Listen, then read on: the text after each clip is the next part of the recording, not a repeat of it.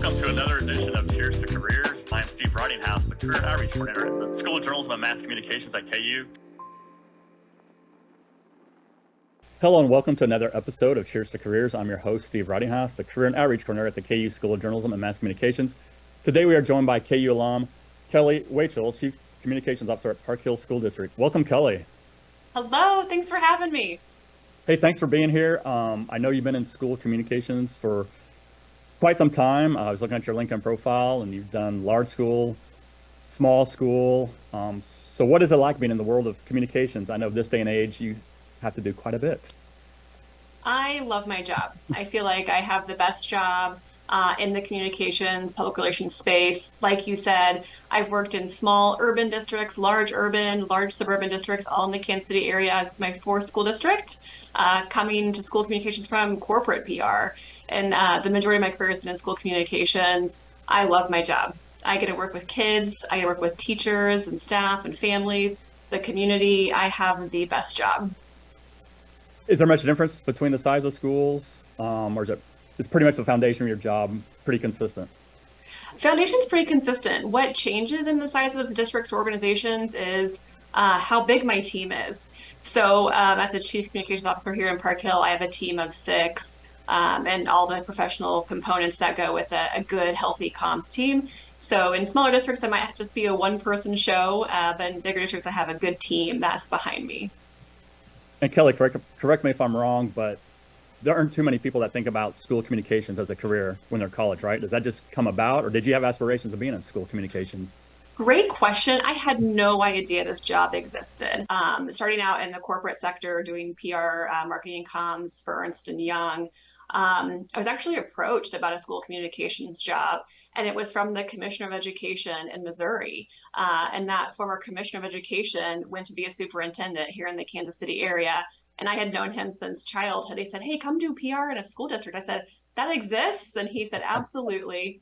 I got to go visit the school district, got to go see what the job was about. I said, "I can do this." I have a passion, obviously, for public education, a passion for building community, and working on the common good, which I definitely think public education is the foundation for societal, progress. And so here I am almost 18 years later in school communications.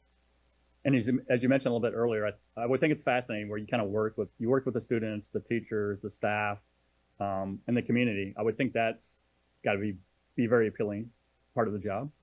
Yeah, so I have built such wonderful relationships with students and families, community, our staff members.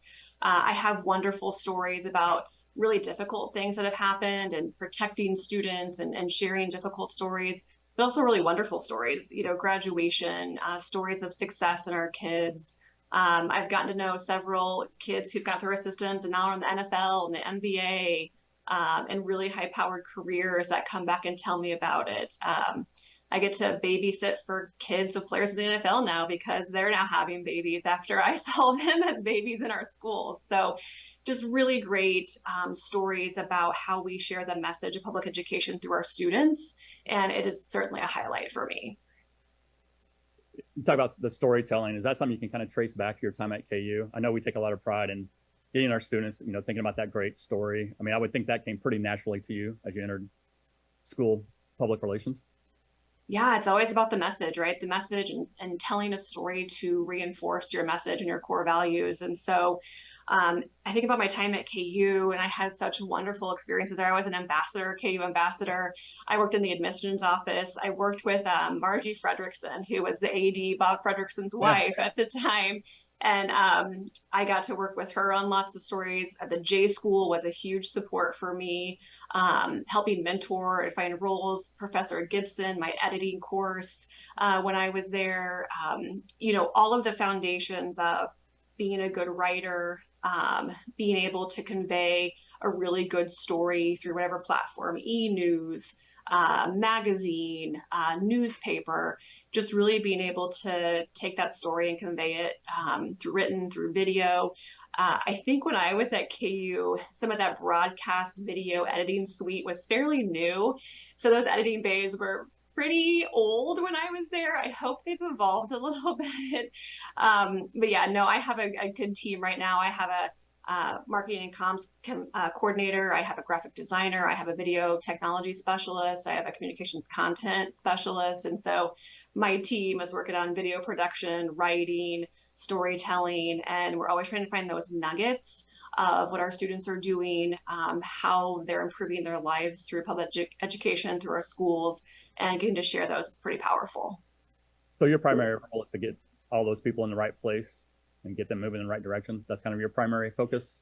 With my team, yes. As a team lead, yeah, we're all trying to coordinate what our stories are, our upcoming social calendar, what's getting pitched to the media, what meetings we're working on. We have a bond and levy campaign coming up in our school district spring. So we're on an informational campaign right now for two huge ballot initiatives. It's never a dull moment. And what I like about this job with my team is that we get to work on several facets of what communications, PR, and marketing is. And we have such great content to use when we share all those communication messages. And before I forget, congratulations. I noticed you were the Missouri School Public Relations Association 2024 Professional of the Year. And I see you're also the finalist for the national honor. Very impressive. Thanks. I have great colleagues. Again, this profession relies a lot on mentorship and really good colleagues who support and help each other. So it's a testament to not only my colleagues, but the work we do in our school districts every day. And you're very kind to share a lot of photos from your work. And it really looks like you really have embraced kind of that school community, celebrating the student successes. So do you have a lot of access to students? Yes.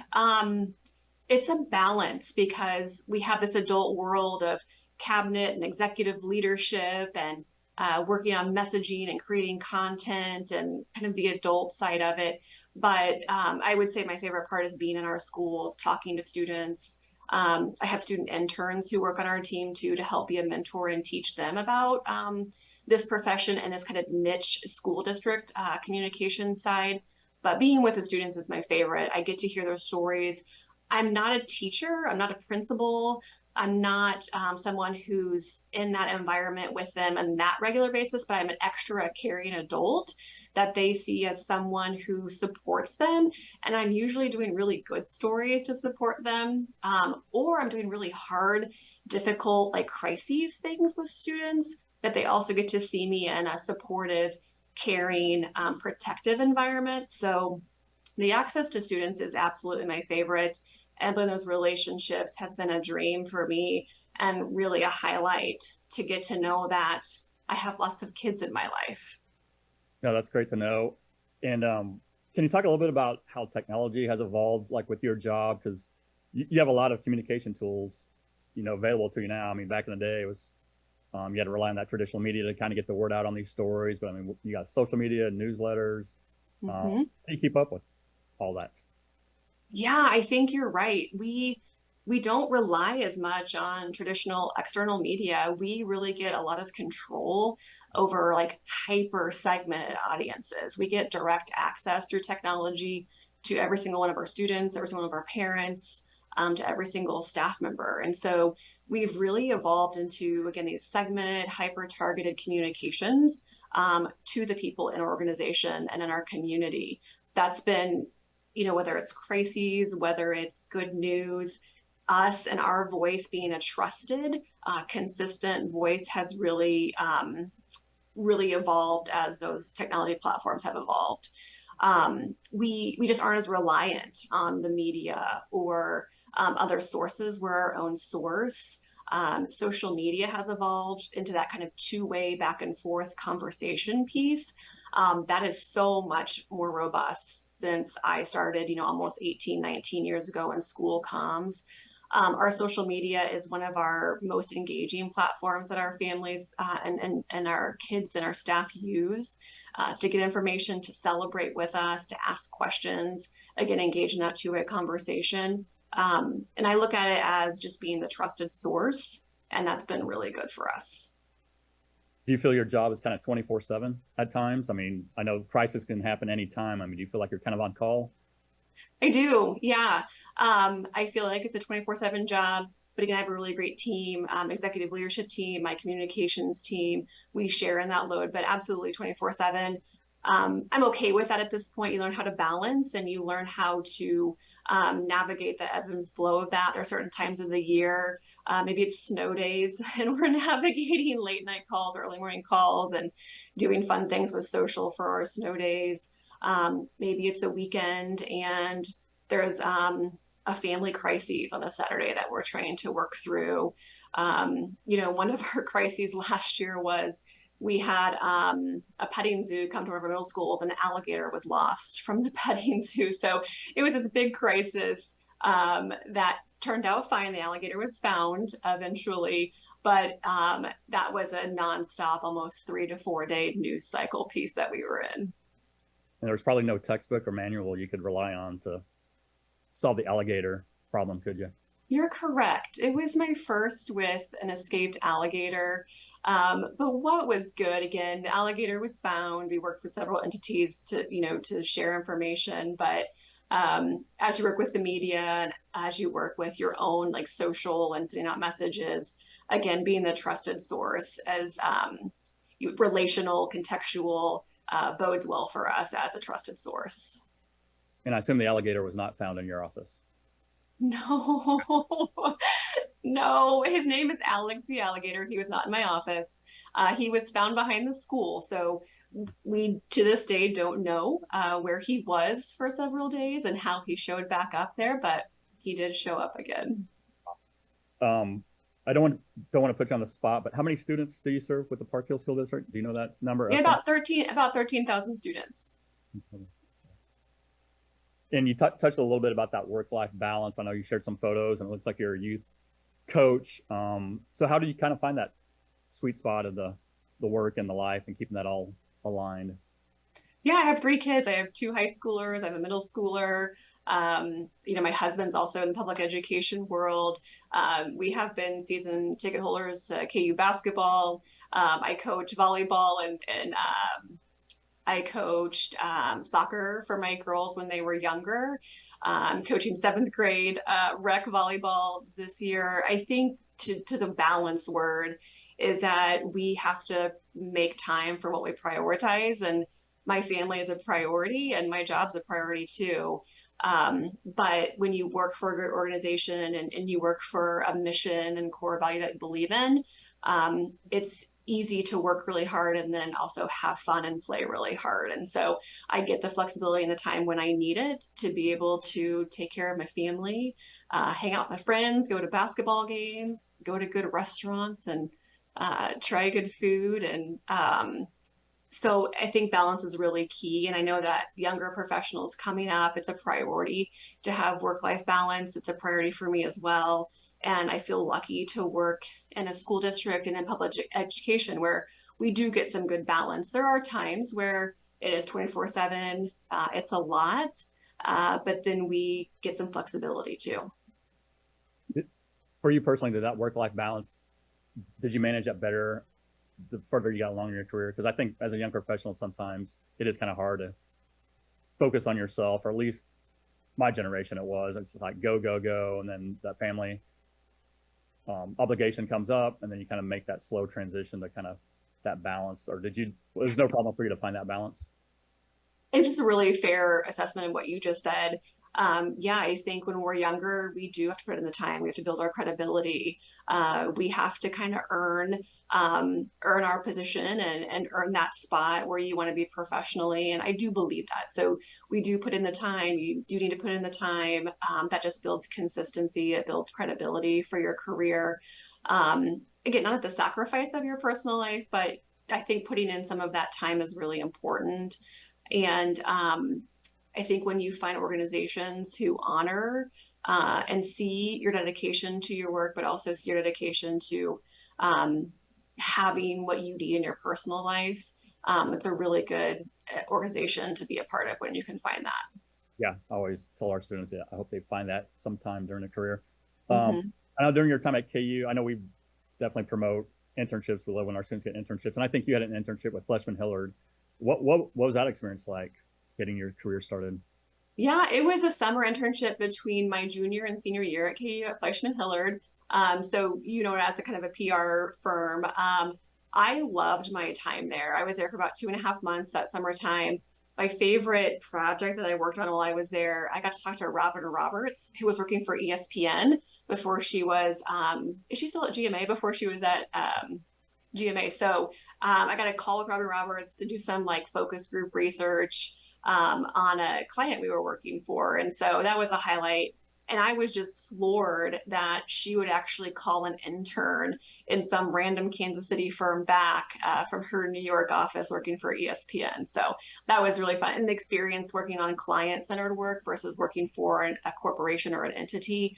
After having that experience, I knew I probably wanted to be on the organization side versus like a firm or client services side. That was a good experience to tell me what I wanted to do moving forward. So it sounds like that experience did kind of put you on a career in communications. I mean, was that a factor? Absolutely. Yeah, absolutely. I knew at KU I wanted to go into the J school because I wanted to like be a connector. I wanted to work with people. I wanted to tell stories. I was a writer. I wanted to convey stories and messaging and connection through writing. And it was a natural fit to do kind of the strategic communications track through the journalism school. And I knew since I was a freshman at KU, that's what I wanted to do. Internships helped me throughout the way. Again, professors, mentorship, working on campus. I got to go on a recruiting trip to Minneapolis and recruit students to KU. I got to be in the Jayhawk mascot. I flew on the KU private jet. It was awesome to be able to like be on that side and say, hey, come be a student at KU as a student at KU. Are you originally from the Lawrence area? No, I grew up in mid-Missouri in Jefferson City. So I was a Central Missouri transplant and went to KU. I do have four younger brothers. I had a brother who played football at Mizzou. Okay, So I I'm a was gonna Mizzou football fan, but absolutely Jayhawk basketball all the way. So before we move on to Fast Five, one last question. What advice do you have for our students, these soon-to-be grads that might be considering a career in communications and specifically for school communications? Find a mentor. I can be that person for interested students. Find a mentor who you can call, go have coffee with, text, email, ask questions, but find a champion, an adult champion who's in the field that you want to be in. You're going to need to find someone who can offer you real, like straightforward advice, tell you how it really is, and offer you constructive advice moving forward and not be afraid to, whether it's get corrected or, fail in a couple things and learn why that might have been difficult. But a good champion and mentor is good advice. Internships, definitely advise that whether it's a week internship over the winter break, whether it's a summer internship, whether you do Friday afternoons in Lawrence or come to the city and find, a Friday afternoon internship, try to fit that in your schedule. Also explore your passions while you're at KU. Can you work somewhere for KU where you get to network with professors and people like you, Steve, who can get them placed somewhere because of your connections? I definitely utilize that at KU. You're using the adults at KU to help propel what you wanted to do in the future. No, great advice. I know that's something we try to promote to our students, like take advantage of that KU network because I think we're 15,000 strong, just journalism alums alone. So no, we'll make sure to share that with our students. Okay, so time for Fast Five, just 5 quick questions. So obviously we talked about a lot of communication tools you had, and a lot of this depends on your audience and the sense of urgency. But if you had to rely on like one communication social media tool to get that message out, which one are you using? It's supposed to be fast. For us, Facebook. Facebook, is that a good one to get the message? Just for our families and our parents. That's where our parents are. If I wanted to be kids, it'd be Instagram. If I wanted to do reporters, it'd be Twitter and X. So it really depends on your audience. What's your goal? Perfect. So when Kelly wants to take a break, relax, what do you do to recharge? I have a little micro flower farm. We live out in the country. So I work in my garden. I grow flowers and I cut flowers. You mentioned, and I saw the photos, you coach youth sports, volleyball, soccer. What is your favorite sport to play or coach? I was a high school basketball player. I don't coach basketball, but my favorite to coach is probably volleyball. And one of the photos might give it away, but sand or snow for the family getaway vacations? Sand. Okay, I saw the beach photo. What beach was that? We were in Aruba this Yeah. past summer. Nice. And what KU class did you enjoy the most? Mm, I would say editing with Professor Malcolm Gibson. I learned so much about discipline, about caring about your work, about making it right, about detail, and how important it was of a reflection on you when you did or didn't get it right. I loved my editing class. That's good to hear. I know we definitely still preach editing here, so I'm glad you're using those skills, Kelly. Well, hey, Kelly, I appreciate your time. I know you're in a busy schedule. I love the Jayhawk in the background, and I always like to close with a cheers. I don't know if you still have your KU. I know that's a big, big glass. Got it. It's my glass of ice water.